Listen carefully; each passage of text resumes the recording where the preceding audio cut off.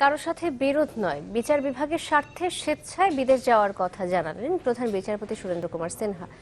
গতরাতে 1 মাসের ছুটিতে অস্ট্রেলিয়ার উদ্দেশ্যে ঢাকা ছাড়ার আগে নিজ বাসভবনের সামনে সাংবাদিকদের এই কথা বলেন তিনি জানান, ছুটি শেষে আবারও দেশে ফিরে আসবেন।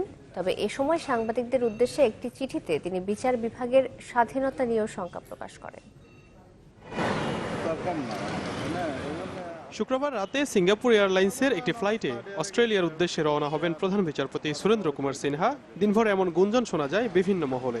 সেই খবর নিশ্চিত করতে এদিন সন্ধ্যার পর থেকেই স্কাটনের হেয়ার রোডে প্রধান বিচারপতির বাসভবনের সামনে গণমাধ্যম কর্মীদের এমন জটলা।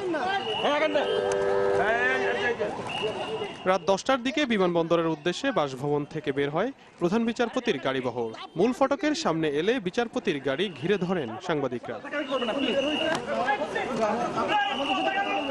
এ সময় গাড়ি থেকে নেমে প্রধান বিচারপতি কথা বলেন বিভিন্ন বিষয়ে, জানান স্বেচ্ছায় বিদেশ যাওয়ার কথা।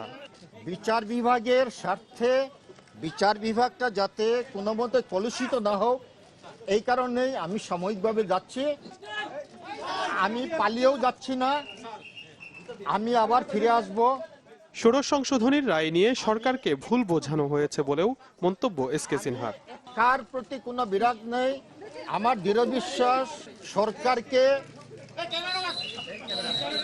ভুল বোঝানো হয়েছে, আমার রায়টা করা হয়নি। পরে নিজের বক্তব্য সম্বলিত একটি চিঠি সাংবাদিকদের হাতে দিয়ে বিমানবন্দরের উদ্দেশ্যে বাসভবন ত্যাগ করেন প্রধান বিচারপতি, যেখানে নিজেকে সম্পূর্ণ সুস্থ বলে দাবি করেন তিনি। বলেন, একটি রায় কেন্দ্র করে সম্প্রতি সরকারের কয়েকজন মন্ত্রী ও প্রধানমন্ত্রী যেভাবে তার সমালোচনা করেছেন তাতে তিনি বিব্রত। বিচার বিভাগের স্বাধীনতা নিয়ে নিজের শঙ্কার কথাও জানান চিঠিতে। প্রধান বিচারপতির প্রশাসনে হস্তক্ষেপ উচ্চ আদালতে হস্তক্ষেপের শামিল বলেও চিঠিতে উল্লেখ করেন এসকে সিনহা।